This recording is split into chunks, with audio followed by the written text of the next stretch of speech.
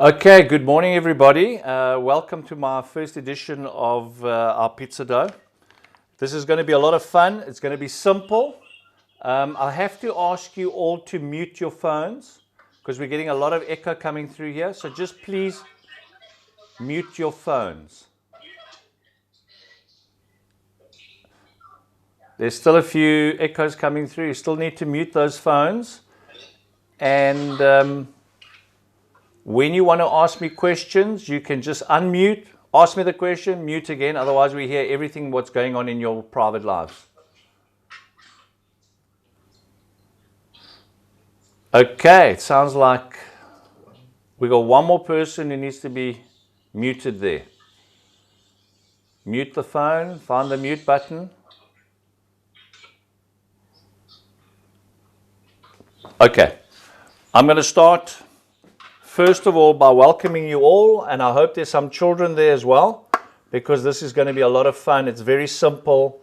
If you don't know this, it's not simple. It's going to be very difficult. So the idea of making this pizza is going to be fun. It's going to be fun for the whole family. And it is a kind of a process where you get better at it as you go on. So I'm doing this in a domestic environment. Normally I work in an industrial pizza oven which runs at over 350 degrees Celsius. A domestic oven will go to 250, but it never gets to 250. It'll probably be at 220. The important thing is to know your oven. Know the settings of the oven. Know what works on your oven, because you might have it at a certain setting and it's a disaster. I experimented with my oven last night and I found that I had my stone too close to the element on top, which caused the top to burn and the bottom was still raw. So I put my dough or my stone on the second level, but I'm going to explain that all to you. I also bought myself an infrared thermometer. You just shine it, it shines a red light. So it shines a red light, as you can see, and that gives me the temperature. So I have to make sure that the stone that I'm baking on is over 200 degrees Celsius, which I've done. So the stone has been in there for an hour with the oven running for 1 hour, because I want that stone to be hot. Let me show you what I'm talking about, a stone.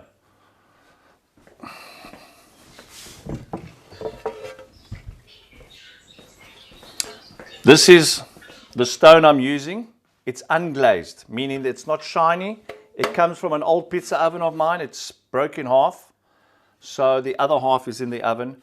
Nice and thick, so it maintains the heat. And this is very important to your pizza. Okay, so I'm demonstrating. This is how the pizza dough will come to you as a home use. It's 500 grams exactly. It gets weighed to the gram. We need to add 60% water. So water in grams or milliliters is the same thing. So 1 kilogram of water, 1 kilogram of water is 1 liter of water. So for 500 grams, we need to put 300 milliliters of water in there, which is 300 grams. And I'm going to do that right now. But when I do it into this container, the water is warm, like a bath water, that kind of warm. Not boiling hot like a kettle, not cold from the tap, lukewarm like a bath water. And that's what I'm going to do now. And the reason why I want it to be lukewarm, I want it to activate the yeast that's inside the flour. So let's go to 300.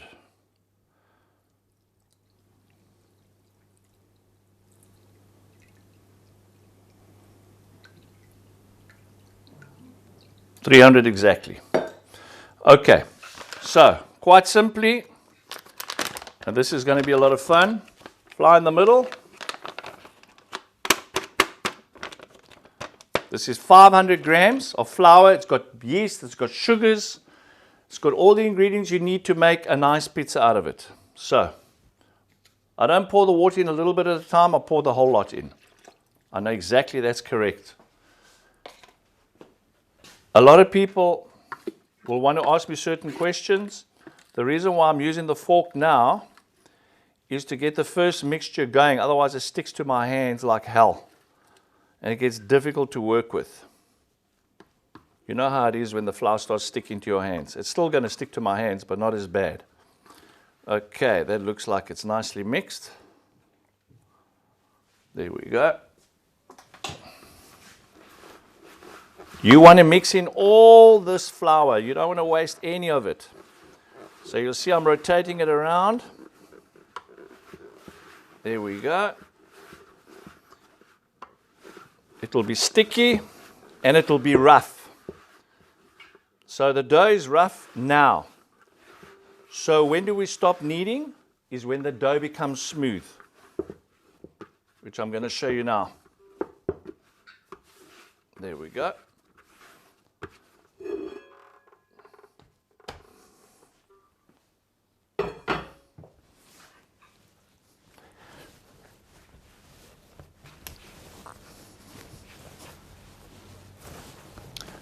You knead it, push down as hard as you want, however you feel. What's going to happen now, it starts getting very sticky, which is what you want. This dough must be wet, it mustn't be dry. It must be, they call it water hydrated. So there's got to be a lot of water. You see that stickiness here? That's what we want. Okay, now, if you feel it's a little bit too sticky to manage, just a little bit of flour. Very little. It takes off that stickiness, the edge. And I think we're nearly ready. The smoothness must be like plasticine. Everybody's worked with plasticine.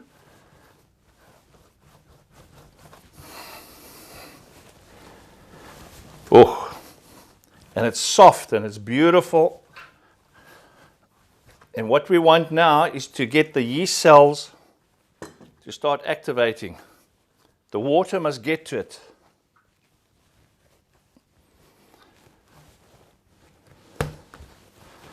I'm using a chopping board here to work on. I find it doesn't stick as much as it does onto the top, like a marble top. It tends to stick a lot, but here it doesn't seem to stick too much. But it's still sticky.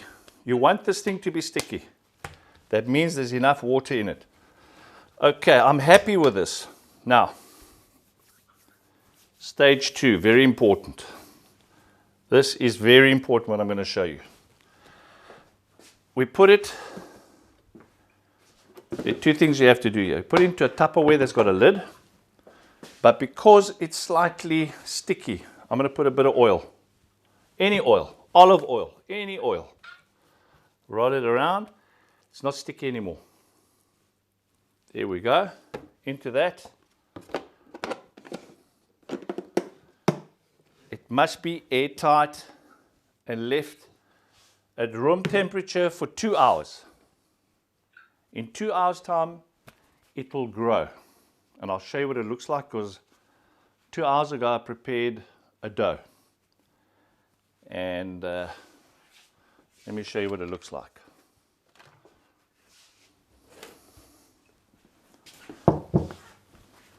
That's the dough I prepared. Let's have a look. Okay, I don't know if you can see the holes in it. I'm going to actually see if I can cut it so we can see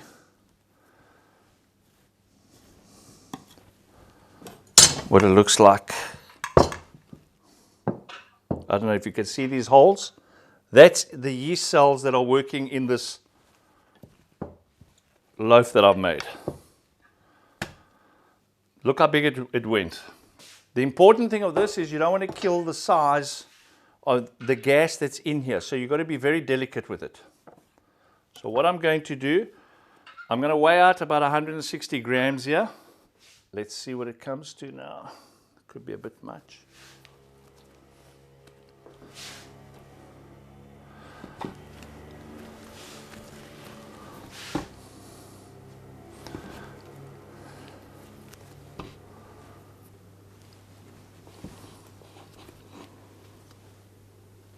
I'm going to make this one 180. Then, that's the pizza. Now I'm also going to make an olive loaf. I'm going to show you, that's going to be also a lot of fun. Same weight, 160. This is 180, 160. And then I'm going to do a little little piece of bread, a French baguette. There you go. That is the lot. Look how sticky this is now, which is fine. Putting that back. So what I do with this when I want to store it, I can put it in the fridge. The only problem with the fridge, you can keep it until the next day. The dough's cold when you take it out of the fridge. So if you want to use it, don't take it out cold and put it into the oven. Let it get to room temperature. It's very important. Okay, let's have fun with this pizza dough. So you've got to start with a round ball. There we go. There's our round ball. That is important. If you don't have a round ball to start with, you're not going to get a round pizza. You're going to have Japan, Madagascar, Africa looking pizzas.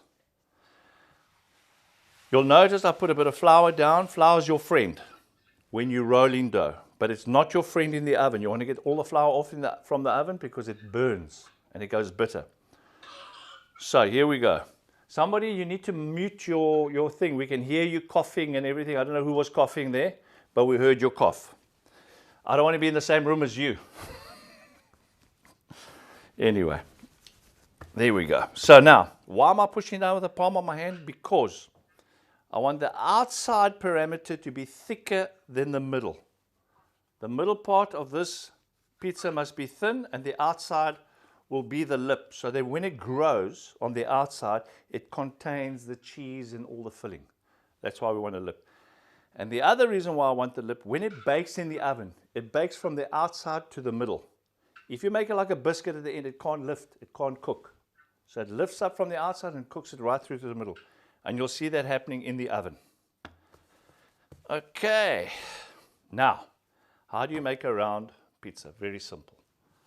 Watch this. This is the trick.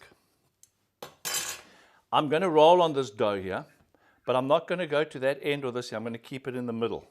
Then I'm going to flip it around and keep it in the middle. Let's see if it stays round. I'm not killing the dough. I'm rolling very lightly. You see that? You still see bubbles here. I'm going to flip it over, and I'm only going to roll in the middle. You see that? Only in the middle. And this pizza will go round.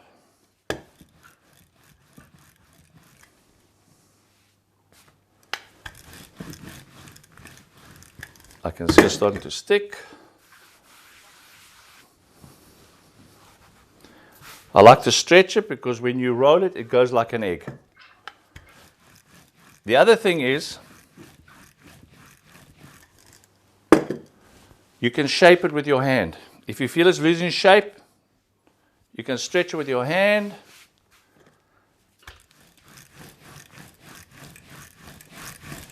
There we go. I like this. Now, to get this part thicker than this, I roll it here in the middle with my hand.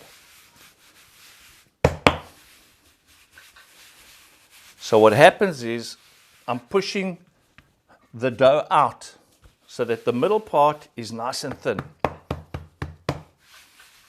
What happens if you tear a piece by accident? Let's just say we tear it. You tear it like that, you got a hole. Just fold it over itself, pinch it, and move on. Now, this is important what I'm going to show you for the pizza. I'm going to do a pre-bake. A pre-bake means we're going to bake it, otherwise it's floppy with all the sauce, you can't manage it. A pre-bake means it bakes itself, it's halfway done, then you can work with something that's a little bit firmer. So, I've made a lot of these shovels. We will post these to you, how to get them, what to do with them. Very simply, one important thing. Get rid of the flour. If there's any flour on here, we want to get rid of it. Not too much, but we don't want to burn it. Okay, let's just see. I'm happy with that. We are then going to film what's happening in the oven once this is inside.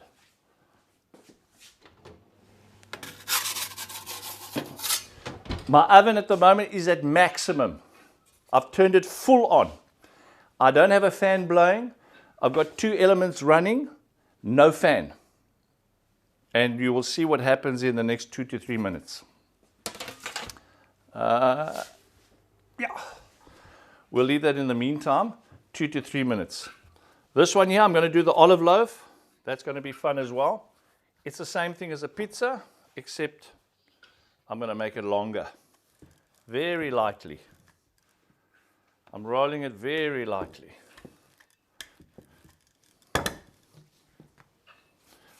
The olive loaf, what's nice about the olive loaf is that it's a nice starter for the table. I'm trying to keep the edges thicker. We need to stretch it. Another thing is, nothing has to be perfect. The beauty is in the imperfections. So, experiment, have fun with it. It's going to be very nice.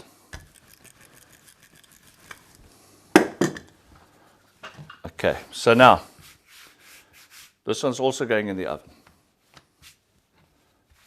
Take away the flour.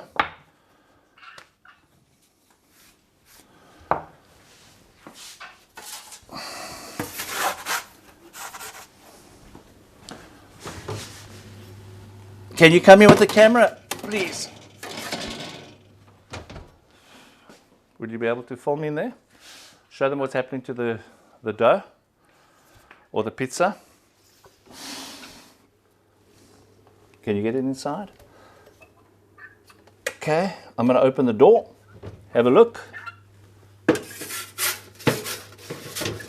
Okay, that's what's happened. I'm happy with that. I'm taking it out. There we go.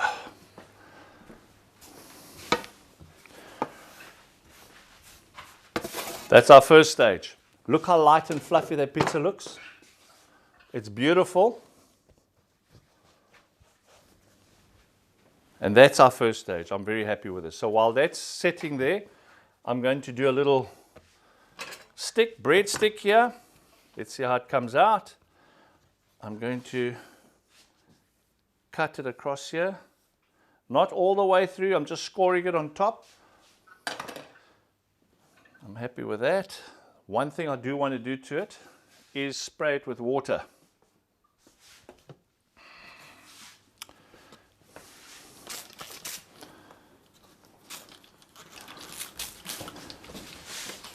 Water creates a crust on the dough, and just for fun, I'm doing some sesame seeds here, just for fun. There we go. And that's also going in the oven. There we go. I need a little bit of flour on here.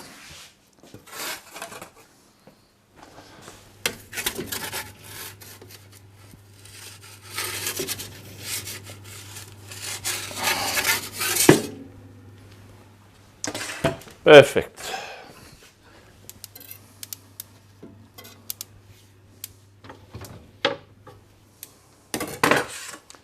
Olive loaf is ready.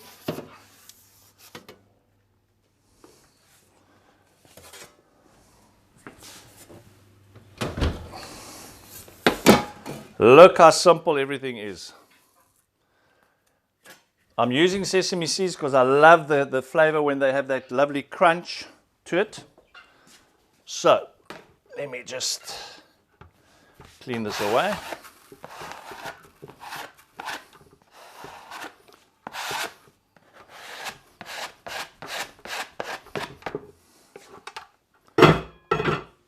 Okay, now how to make a pizza. Oh, beautiful. I'm very happy with that. Let's get all the ingredients here. I've made a lovely tomato-based sauce. You get these whole peeled Italian tomatoes. You cook it on the stove, put a bit of basil to it, a bit of garlic, a little bit of white wine. You can also sometimes add a little bit of sugar, but I'm not mad about sugar. So what I do, I take chutney, I liquidize it, and I take a spoon of chutney because it's fruit-based, and add it to it. But you don't want it to come through sweet. It just takes that sourness out of the tomatoes. So that works beautifully for me. Okay, I'm going to make a very simple pizza here. Am I in your way here with anything? No. There we go. Okay. Now I'm ready. Okay. How much tomato do you put on? Oh, by the way, just to show you what it looks like, it's still soft. It's not dry and crispy on top. You don't want to overcook this. Okay, here we go. I still got a lot of echo on the phone here. Somebody hasn't muted their phone. I don't know who it is. I got feedback here. Or is it me echoing? I'm going to give you a chance to ask me questions as soon as I've got this one in the oven. As soon as I got this one in the oven, you can ask me questions. So I just made sure that the tomato doesn't cover the outside, because this is the part that I want to grow to make it crispy. If I put the tomato on the outside, it tends to suppress it. Okay, the mozzarella. Any mozzarella will do. You find a nice loaf of mozzarella, you grate it. This is what I've done here. The ones that I like is the one called the gambini. It's like comes at Woolworths. It's like a ball. It's a mozzarella ball. You break it up and it's beautiful. The secret here, and this is where everybody goes wrong, they kill it with cheese. Don't kill it, because the cheese acts like water. It will start running into itself. That's more than enough. Done. I love capers. Anybody know what capers is? Like a pickled onion. So I'm going to put a few capers in here. It's not everybody's thing. Capers normally come salted. So what I do, I wash off the salt and I take like a dill dressing, like from the pickled cucumbers. I take that juice and I store my capers in that dill. So it's got a sweeter flavor. It's got that sweet and sour. So that's what I like to do. I'm going to add a few olives here just for fun. And I'm going to add a bit of onions. And lastly, who doesn't like garlic? I don't know. I love garlic. So we just do a little bit of garlic. More of a garlic oil. And my favorite, well, black pepper.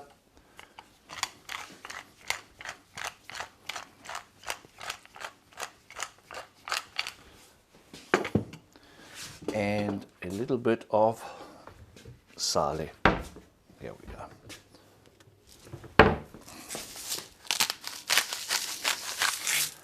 Okay, now we're going to do the second bake. This is where the dough goes crispy and the cheese and everything else on top melts. Look how nice and fluffy it is over here.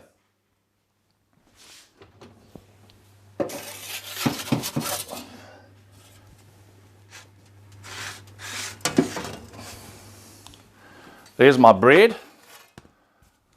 Just come out the oven with the sesame seeds. We're going to let that thaw out a little bit. Now the olive loaf. This is one of my favorite dishes. I invented this while I was playing golf. I thought to myself, why must a pizza always be round? Why can't a pizza be a little bit long?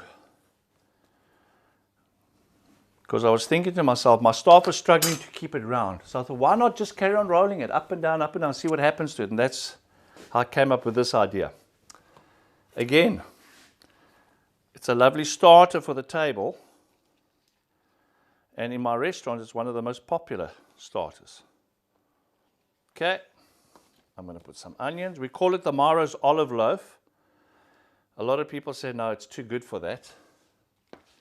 So I call it the olive loaf because there are olives on it. Some people don't like olives. You don't have to put olives. You can put something else on. Capers. I'm going to show you why this thing is interesting. Because once it's baked, you will see why it's nice. Kill it with garlic. Okay, let's put this baby in as well.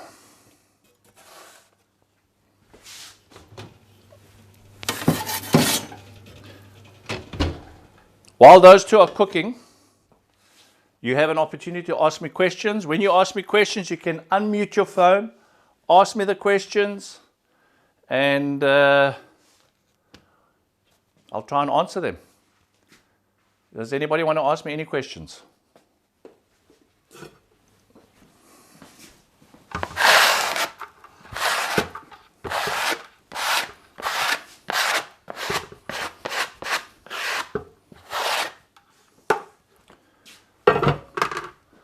Okay. I think everybody knows everything.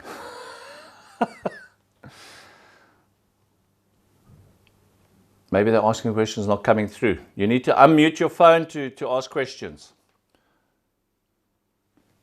Okay. First things first.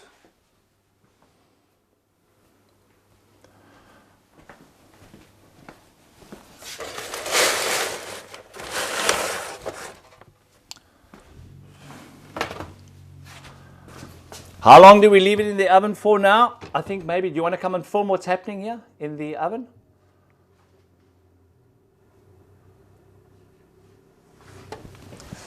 There's no time frame for this. You got to just watch it. You got to tap it. You see how I'm tapping it? It's still raw. It's too jelly-like. It's got to become crispy. It's not crispy yet. So when it becomes crispy, I know it's ready. Another thing, can I just show you in the oven here? There's the top shelf. There's the top shelf. This is the second shelf. So this is on the second shelf. And the setting here, as you can see, I've put it on the 2 grilling tops. Maximum temperature, 2 grilling tops. Okay. I think I'm going to do just one more, a little bit longer. This one has come out beautifully. I must say I'm very happy with that. Okay, now, how do you make a cheese sauce? I took fresh cream and I took gorgonzola cheese. Gorgonzola is a strong cheese, not my favorite, but when you mix it with cream, it becomes like a creamy cheddar. It doesn't have that strong gorgonzola. When I tell people, I go, no, I don't want it. I say, just try it. When they taste it, oh my God, this is beautiful. So it's mellowed out. So this is why I use a gorgonzola cream. In here, I've got basil. Liquidized fresh basil leaves with olive oil. So I liquidize it. There it is. It's a lovely pesto sauce. Pesto comes with nuts, sesame seeds, Parmesan cheese, but I don't put that in because a lot of my customers are allergic to sesame seeds. So I just do fresh basil and oil. It's simple. Then in here is a homemade chili sauce. I liquidize chili with lime juice, lemons, garlic, pepper juice, and I get a lovely chili sauce that is, I would say, a light to medium, because when you do this, children can't eat hot chili, but this chili they can eat. So, and lastly, I've got garlic here. I think that's enough here. So you will see me prepare the olive loaf with the following when it's ready. Let me just see. We're nearly there. And it's looking good. I think I want to do one more bake, because you remember I said I wanted to be a little bit more crispy.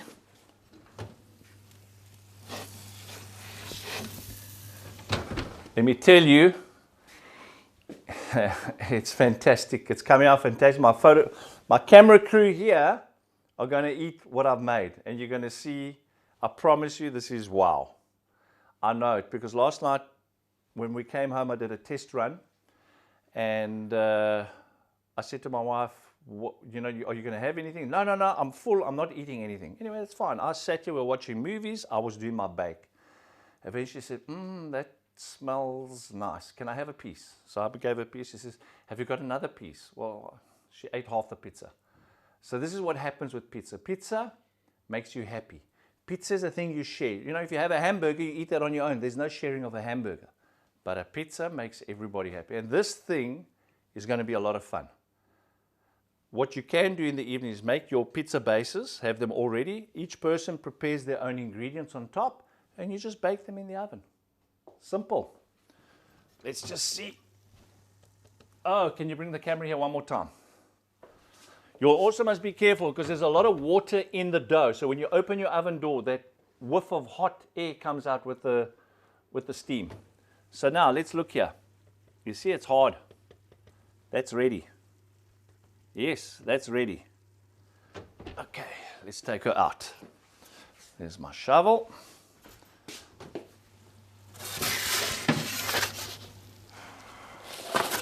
I like it.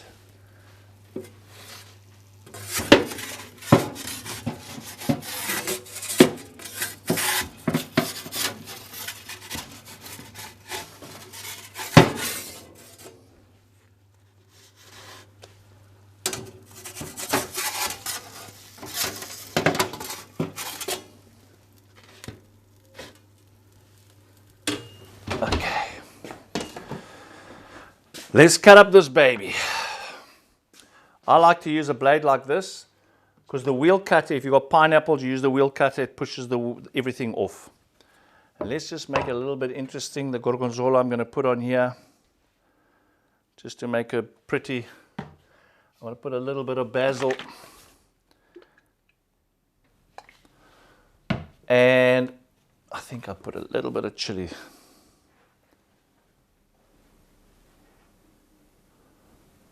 Yeah. Let's cut it.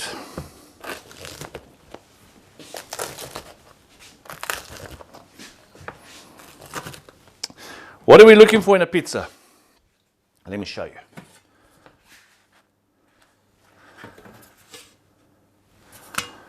This is important. You see how it's blown up here?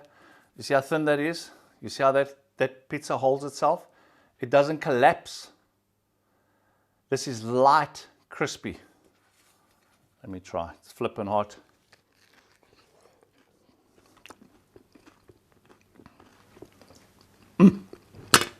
This is stunning. This is, I can't begin to tell you. But you'll see. It's up to you to make your concoction. Okay, let's see what's happening with the bread and everything else. I'm going to leave this over here. Actual fact.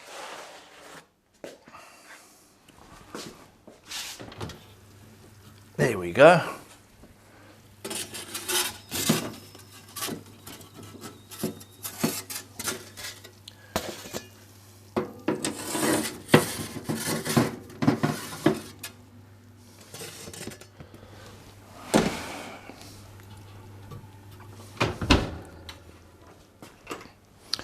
Okay, the bread, put over there. This is nice as well. So, again, gorgonzola. Okay. Basil.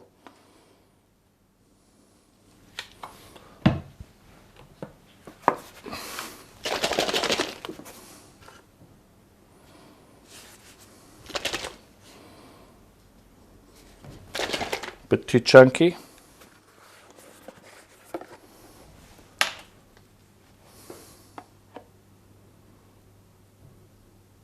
There we go.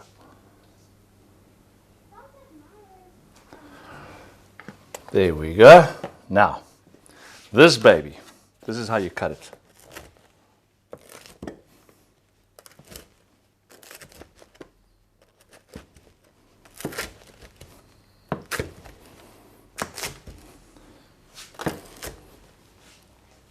Okay.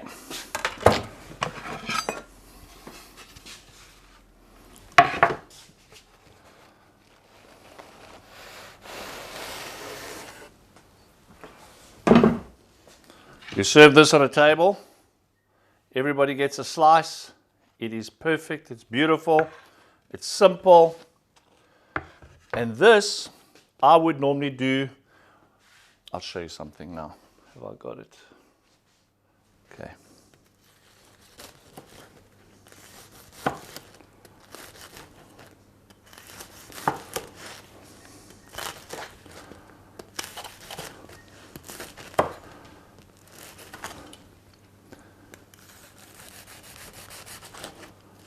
There we go.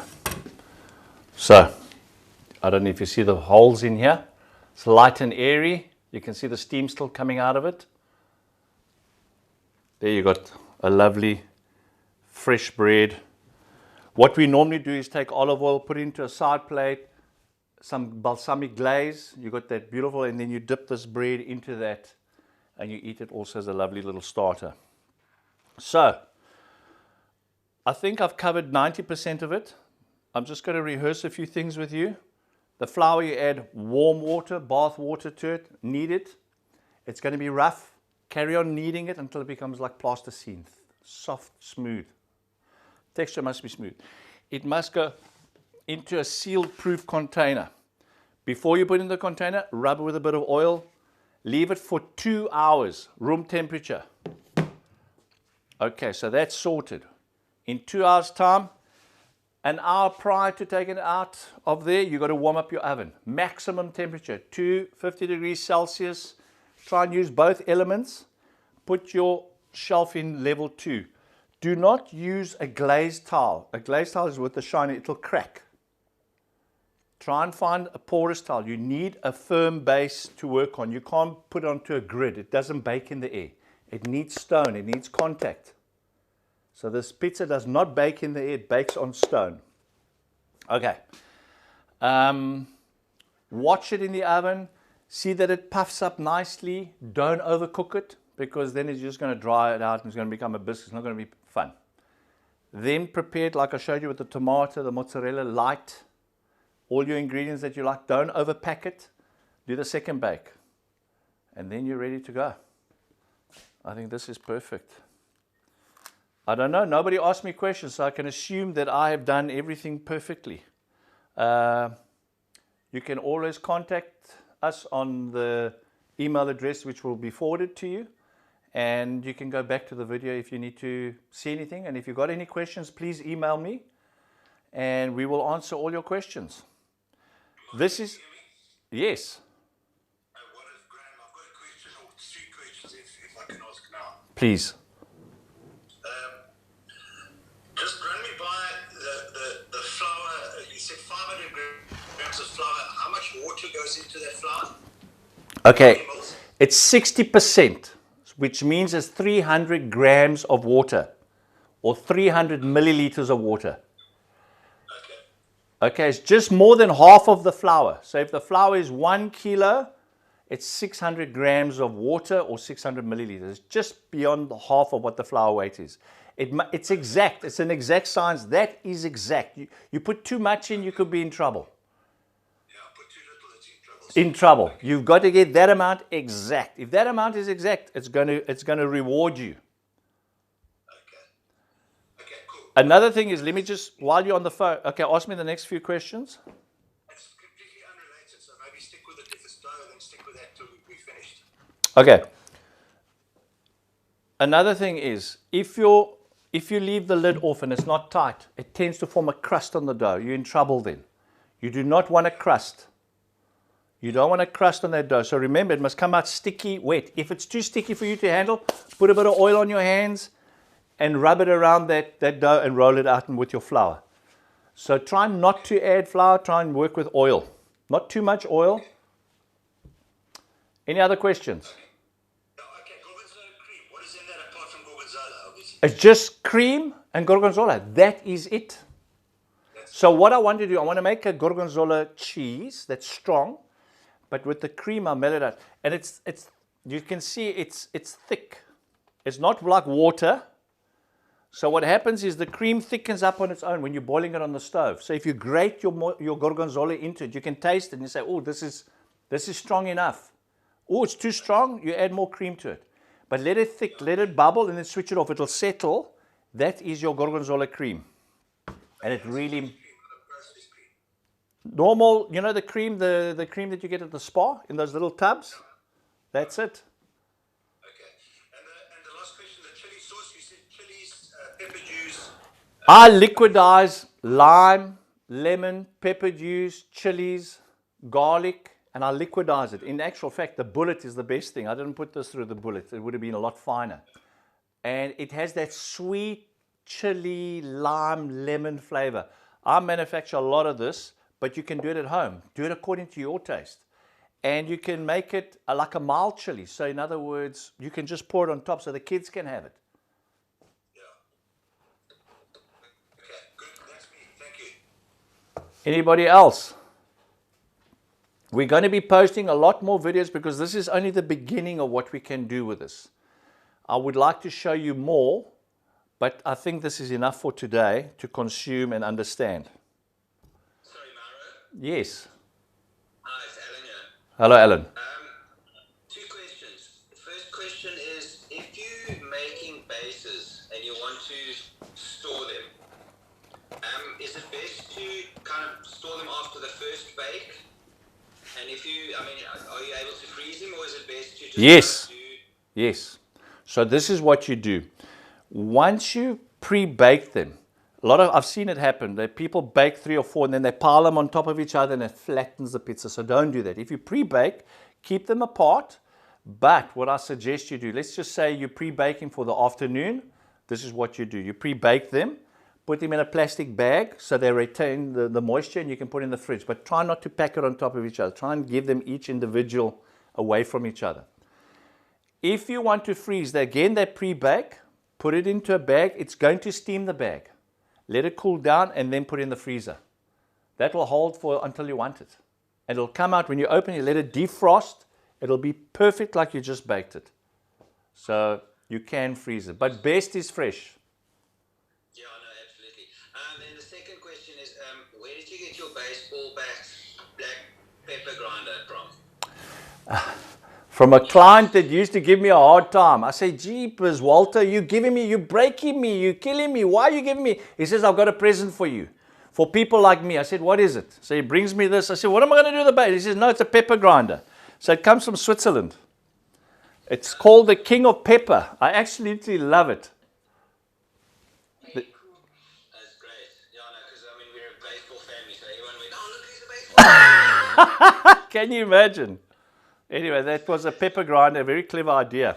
Could have become a rolling pin as well.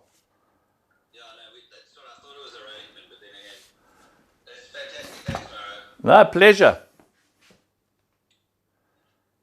Come, guys, ask me even if it's a silly question, ask me anything.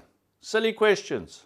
Scales. I bought this scale at any industrial shop. You need a little scale. You need an accurate scale to the gram. So this one is one of these. It's called Salter. Very simple scale, but it works. Without this, I couldn't do this. I couldn't do this whole lot. But you must know in those bags, it's exactly 500 grams. So you don't need to worry about that. 300 grams, and if you do 2, obviously you double the quantity of water. Now, another thing, I haven't told you this, but in the industry, when I sell my dough to guys, I say, yes, I've made this dough. Now, what happens is I didn't sell a lot of pizzas today. What do I do with my leftover dough? I said, beautiful. You put that dough in the fridge. The next day, when you make your fresh dough, you might make less. You just add that to your fresh dough. It revitalizes it, and you go ahead again. You don't waste anything with the dough. The dough will never be wasted. You just add it to the new dough and it revitalizes it, and you go again. So there is absolutely no wastage. I wanted to show you a few more things about bread and things like that. But you know what? You also got to experiment. I make also little breadsticks, very thin ones. You know, we call them grissini in Italian. They're little breadsticks. So you roll them thin. You can roll them into coarse salt. Toast them in the thing, and then you've got these lovely breadsticks. They're also nice. And you can roll a Parma ham around it and eat it off the Parma ham. I don't want to tell you too much because I'm going to confuse you, I think. But I think this is it. It's very simple.